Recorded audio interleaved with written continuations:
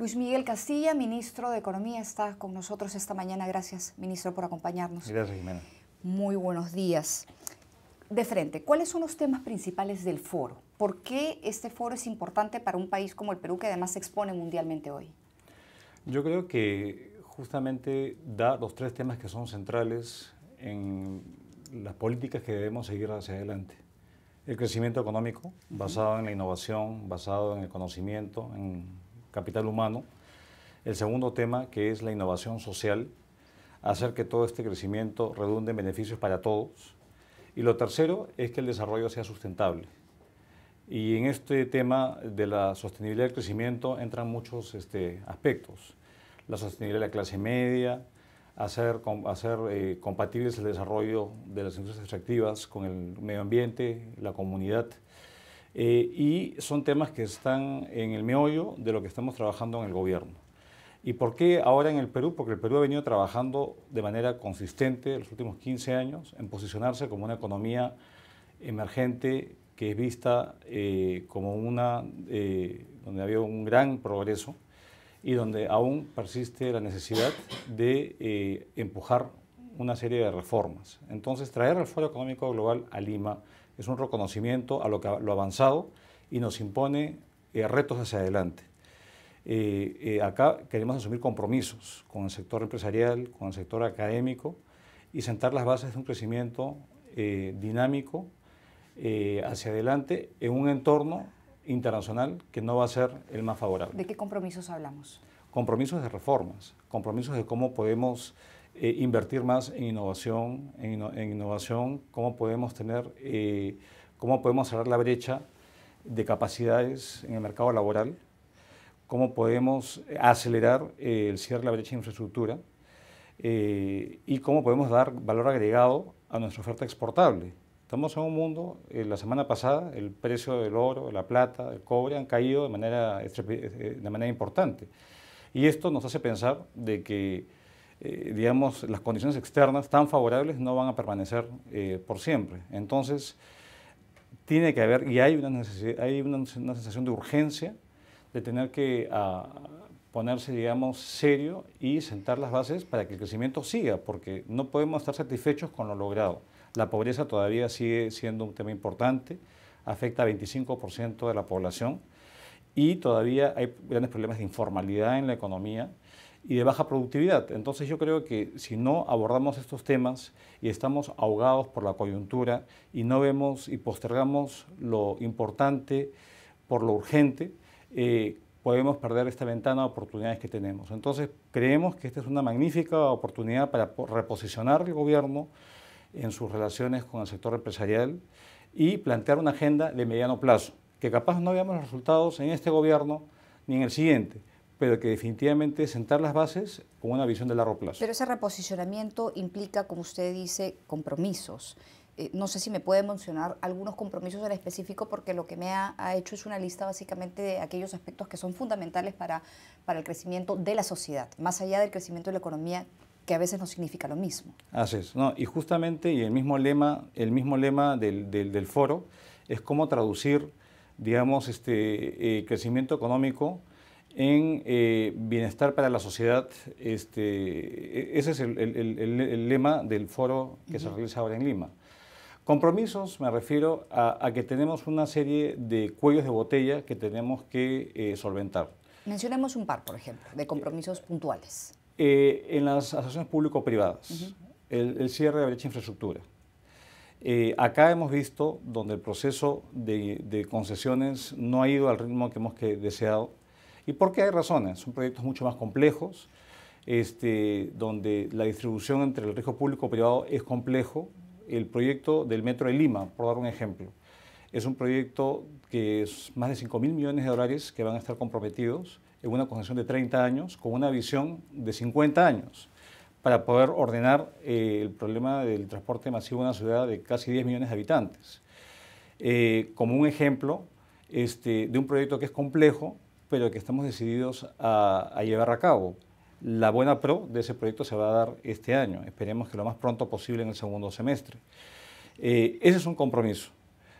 Otro compromiso es tratar de que haya un compromiso más fuerte de las regiones con respecto al rol que tiene el sector privado en su desarrollo regional. Hay muchas regiones que ven con muy buenos ojos, pero no saben los instrumentos o les falta capacidades. Así como hacemos roadshows en el extranjero, vamos a comenzar a hacer roadshows al interior del país para promocionar la inversión privada al interior de las regiones del Perú.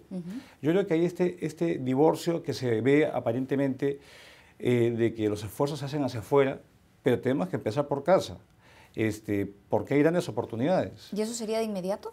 Eso es un compromiso que yo estoy adoptando para que de acá al 28 de julio realizar 3 roadshows nacionales, uno dedicado a la zona de la selva, en el norte y en el sur. Y yo creo que parte de este esfuerzo es de desterrar mitos donde la inversión privada, digamos, no es vista con buenos ojos y donde efectivamente a la gente ya no le interesa, digamos, no le interesa de dónde vienen los recursos con tal de que tengan acceso a una buena autopista, a una buena carretera, que tengan electricidad y que tengan servicios educativos y de salud, digamos, que sean buenos. Entonces yo creo que ese cambio en la mentalidad es otro compromiso, trabajando con los actores. No podemos generalizar de que hay ciertas regiones donde hay ciertos problemas, pero hay muchas otras que están ávidas de participación privada para poder acelerar la provisión de servicios a la gente. Ok, ministro, hablando sobre la innovación social y sobre los recursos, que son dos cosas que están estrechamente vinculadas, usted ha hablado sobre, en el contexto de este Foro Económico Mundial, que serán discusiones que se van a sostener seguramente o que se van a discutir fuera de las conferencias, usted ha hablado de cómo el mundo, o cómo para el mundo hoy no es necesariamente un buen momento. El Perú ha venido creciendo, ayudado por el mundo, pero ayudado también por su dinamismo interno. Correcto. La pregunta es, hay que hacer mucho, y repito, se va a discutir en este foro sobre temas de innovación social. Se necesitan recursos. ¿Esos recursos que se necesitan van a ser suficientes? ¿La demanda interna va a poder proveer esos recursos, dado que, digamos, el estadio del mundo no es el idóneo hoy para empujar justamente estas reformas pendientes en Perú? ¿Se va a poder sostener esa innovación social con el crecimiento interno? Bueno, yo creo que se tiene que sostener de manera inteligente apalancando recursos, y ahí viene la asociación público-privada. El sector privado no va a poder hacerlo solo, ni el sector público menos, porque tenemos menos recursos que el sector privado. Pero justamente esta es la oportunidad de poder trabajar en asociación público-privada para dotar los recursos que se requieren. Y te doy un ejemplo. Nosotros estamos trabajando un fondo de innovación y un fondo para empresas que empiezan, startups, donde le estamos poniendo recursos públicos cuyo propósito esencial es catalizar participación privada en emprendimientos no solamente productivos, sino sociales. Otro ejemplo, nosotros tenemos el canon, tenemos recursos naturales que generan rentas y parte de su uso debe ser para propiciar mayor innovación, mayor investigación y desarrollo productivo, de mejoras en la calidad de vida de las personas, y lamentablemente estos recursos no se utilizan. Estamos planteando cambios en la regulación del canon que permita hacer un pool de todos estos recursos para que puedan ser invertidos de manera efectiva en estos tipos de emprendimientos. Estamos creando el concepto de lo que es el SNIP social y el SNIP productivo. Vale decir, ya no solamente pensar en los proyectos de inversión pública como proyectos de concreto y cemento, sino proyectos en los cuales invertir en la reducción de la desnutrición crónica infantil, o proyectos de incorporación, digamos, a la inclusión financiera, son temas centrales y podemos usar los recursos dirigidos hacia esto. Pero sin duda, esto el Estado no lo puede hacer solo. Tiene que hacerlo de la mano del sector privado, donde hay mayor velocidad y capacidad de ejecución y donde también hay recursos. Pero vivimos en un mundo de recursos escasos donde uno tiene que asignar de manera adecuada dónde mete, digamos, ese sol adicional o ese dólar adicional. Entonces tenemos que ser muy selectivos en proyectos de impacto y recursos los hay. El tema es la efectividad del uso de esos recursos. Pero vuelvo a la pregunta, ¿la demanda interna nos alcanza para financiar el crecimiento del país? Bueno, si estás hablando de crecimiento más amplio. Así es. Ya. Yo creo que sí, pero no podemos definitivamente darle la espalda al hecho de que el sector exportador es un sector importante en nuestro país. Estos años, el año pasado y el presente año, son años en los cuales las exportaciones están cayendo. ¿Y están cayendo por qué? Por factores múltiples. Uno, una caída en el precio de las materias primas, que han visto sus precios reducir. Dos, es porque el mundo está creciendo a tasas menores. Nuestros mercados de exportación, Estados Unidos, Europa, están digamos, con crecimientos mucho más bajos de los que tenían antes. Y justamente ha sido la demanda interna la que ha suplido este menor crecimiento. Ahora se anticipa una recuperación hacia adelante porque se anticipan mejores perspectivas en Estados Unidos y en el caso de los países emergentes, si bien China no crecerá al 10-12%, va a crecer al 8% y eso va a ser un impulso adicional. Pero definitivamente nuestro mercado doméstico va a apoyar, pero no es suficiente. Tenemos que definitivamente aprovechar un mercado mucho más ampliado. Hemos apostado por la apertura y tenemos que beneficiarnos de esa apertura. Pero obviamente tenemos que pasar esta coyuntura actual de un entorno complicado. Pero felizmente que tenemos un mercado que está creciendo y que todavía está convergiendo a unos niveles mayores de ingreso. Uno ve la actividad de construcción, la actividad de consumo que hay en todo el país y es una actividad que simplemente es de convergencia y de recuperar el tiempo perdido. Ministro, tengo que hacer la última pregunta porque se nos acabó el tiempo. En relación a los temas que se van a tocar en el foro, que son aspectos que, digamos, Latinoamérica tiene que corregir para poder seguir creciendo, hablando de sus sociedades, porque como decíamos antes, el crecimiento económico no garantiza necesariamente el crecimiento de las sociedades. La pregunta que le quiero hacer es, ¿qué podría parar el crecimiento del Perú? Yo creo que lo que podría parar el crecimiento del Perú es inacción y es complacencia.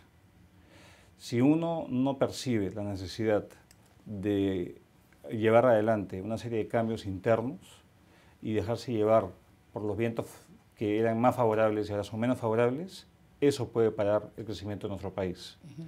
Entonces, ayer me preguntaban si yo tengo preocupación por lo que pasa en China. Y yo digo, no, me da gusto lo que está pasando en China porque finalmente va a permitir despercudirnos y tomar con seriedad las reformas que en el país no se han dado hace mucho tiempo, porque si no se hacen esas reformas, no hay crecimiento, no hay bienestar, no hay inclusión social.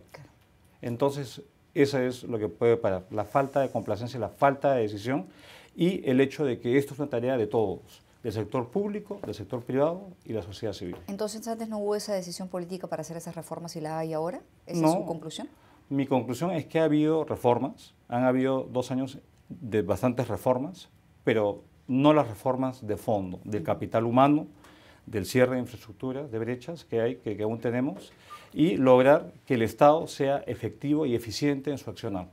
Entonces es un proceso difícil, pero que estamos abocados a hacerlo, y si no lo hacemos ahora, estamos capaz hipotecando nuestro futuro en los siguientes años. Gracias, ministro, por esta entrevista, muy amable. Gracias.